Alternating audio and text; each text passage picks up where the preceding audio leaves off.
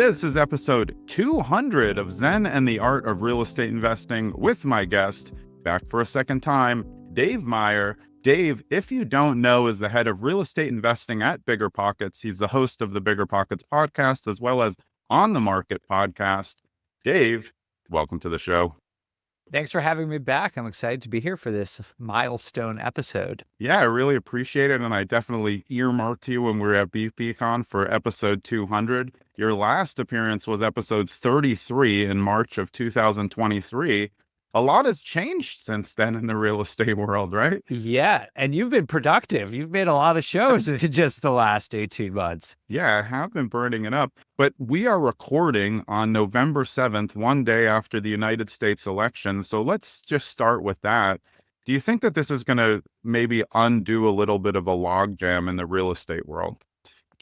I think that emotionally it will unlock a little bit of the housing market. There's been some data and surveys out there that show that up to 25% of prospective homebuyers were waiting until after the election for a variety of different reasons. And just the fact that it's over, I think will allow people to start making large financial decisions again, not just in the housing market, but other decisions as well. Even if it doesn't really change anything, with the fundamentals of the market right now. Yeah, I feel like everyone was waiting, no matter which side they were on, just for it to be over, because I don't think anyone personally knew, like, well, hey, what's going to be the result the day after it's over, which is today when we're recording. But is there anything that you look to that's going to be really important to see, in the next few months as to what transpires that will, help us assess the housing market maybe in a little bit of a different way? I think there's a lot that we have to wait and see right now. I'm very eager to see which policies that Trump has proposed he'll actually follow through with and what shape that they eventually take, because he's suggested some big ideas like tariffs, for example. Right. He's at some point said that he's going to put a 20% tariff on everything and 100% tariffs from China. A lot of people think those are just negotiating tactics and those won't actually go through. And I believe that, the size and reality of whatever policies do actually get passed are going to be really impactful on the housing market, like huge across the board. Tariffs are largely believed to be very inflationary. Smaller ones might be absorbed just fine into the market. So that's just an example. But we also look at things like his proposal to deport illegal immigrants, which could have an impact on the housing market. We can talk more about that. He said he's wanted to be more involved with the Fed, which could be really impactful for the housing market and the broader economy. So, right now we're sort of, there's a lot. It really is. And I don't always think that presidents have that big of a impact on the macro economy and the global economy, but I think it's a little different right now if he goes through with a lot of the things he's been saying. So it's something we all definitely need to keep a really close eye on.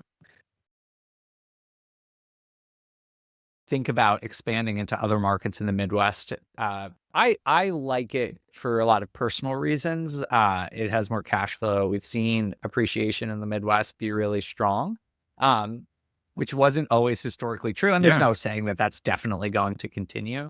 But I just believe in affordability as like a major driver of appreciation over the long run. Yeah. And that markets that are not affordable are going to attract people. They're going to attract businesses because they're going to create tax incentives and the land is cheap. And, it's going to attract businesses that will bring jobs, that will bring people who want to move there. And so I'm not saying like people are all going to leave the Southeast, but I do think my just personal hypothesis is that a lot of the big major cities in the Midwest are going to grow.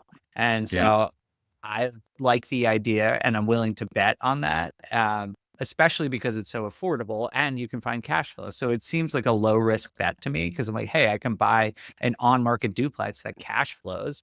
I'm willing to put some money there and see if my thesis is right. And that's not the only thing I do. I sort of try and spread my portfolio around, but I do think it's, for me at least, it's one bet that's worth trying. Yeah, I agree. I've been kind of digging in more as well. I've been getting more into syndications. I know you've invested in syndications as well, and I found them to be like a really nice alternative to more hands-on investments for myself personally. How do you feel about that? Because I'm starting to get this point of view that syndications, given the volatility of house flipping and things like that I think are more bigger lifts, like syndications may end up being a kind of good option for someone in the beginning to get their feet a little bit wet without putting out a big risk there. How has it been for you? And then what do you think about that? I really like the idea of syndications. I personally, I did it almost exclusively for 2 or 3 years because I just, if you don't know me, I moved to Europe in the beginning of 2020 or the end of 2019 for my Yeah. wife's job. And I had been self-managing properties for the 10 years prior to that. And I was like, what am I going to do? And I could buy more. I could have bought more, but it was in Denver, and Denver had gotten so expensive at that Yeah. point. I was kind of ready to figure out sort of a next step. And syndications, it was a good time to invest in syndications Yeah. in early in the sort of pandemic years.